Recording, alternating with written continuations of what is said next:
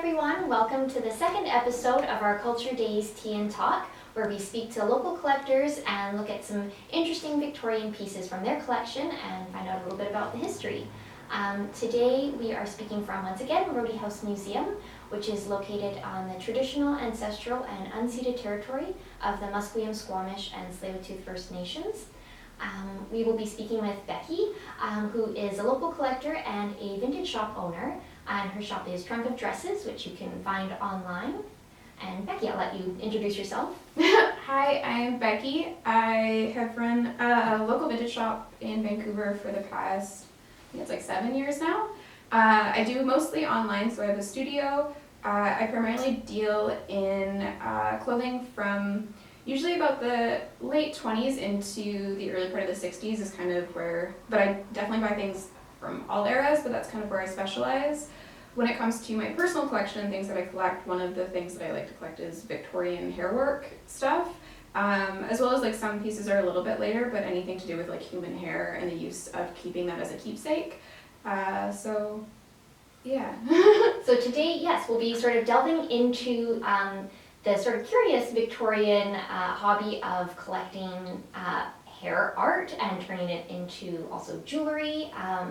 And we've got some examples from our museum as well related to hair. But Beckiy has amassed quite a bit in her collection, so there's a wide variety of things. So why don't we, there will be close-ups afterwards, because I know we're at a bit of a further shot right now, but we'll get you to sort of describe a little bit about what you've brought. So hair art, what does that sort of encompass?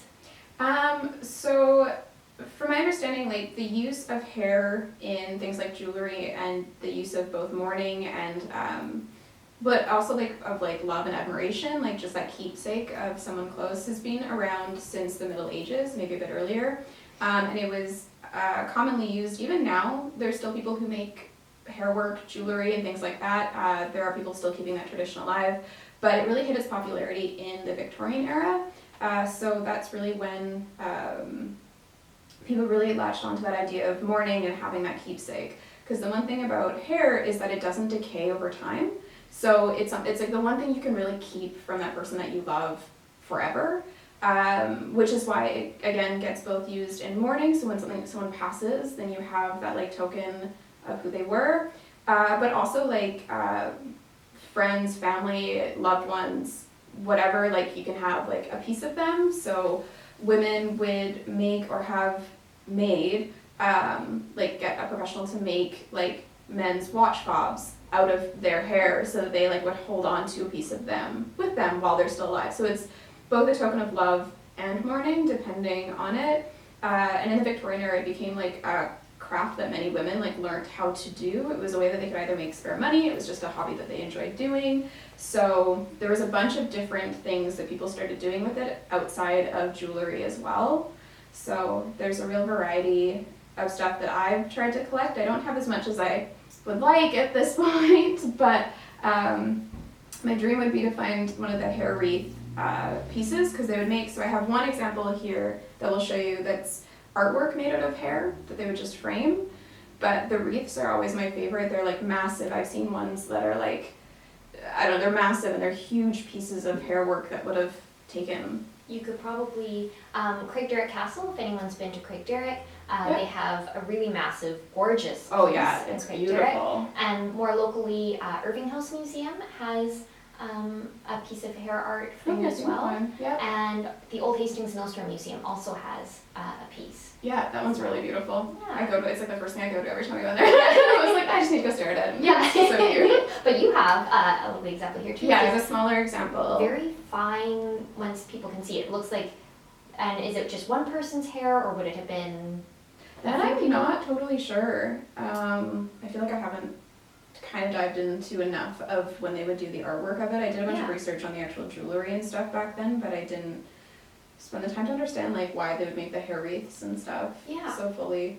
And I've seen some that had a few different, like it looked like different hair colors in there. Yeah. So I guess if it would be almost like a family That thing. makes sense to Yeah. me. And then we've got not just the framed art, but also like what looks like postcards here. And I know that I have a couple from my collection too that I've brought. Yeah, so we have a whole collection of postcards where they would use human hair, which is odd but fun. Yeah. I think it's cute. People would also, so I've got like examples of like Carlisle's curls from 1909. So people like, even today, like I remember my mom, I thought, kept like a lock of my hair when you're still a kid. So then there's just keepsakes. It's this use of something that doesn't decay, something that you can very much hold on to forever. And I think that there's something very sweet about that. I know a lot of people see pieces of mourning or whatever as something like creepy or anything like that, but I actually find it really beautiful. I think it's why I've always loved it. It's this like, I don't know, the idea of caring about someone so deeply, whether they're still here or not, and finding a way to be able to hold them close always is just, I don't know, it's very beautiful to me. So that's how I see it. It's why I started collecting it. But I also just find it fun that there's weird uses of hair, like postcards, and I have a pin cushion, and they decided to put human hair on. Like, I'm not totally sure why, but it's cute and it's funny, and I think she's later, she's not even Victorian, she looks 20s to me, so just again that use that they were still using this later than the Victorian era, but it was most commonly and most popular during the Victorian era. And how do you acquire? And where do you acquire? Is it just locally?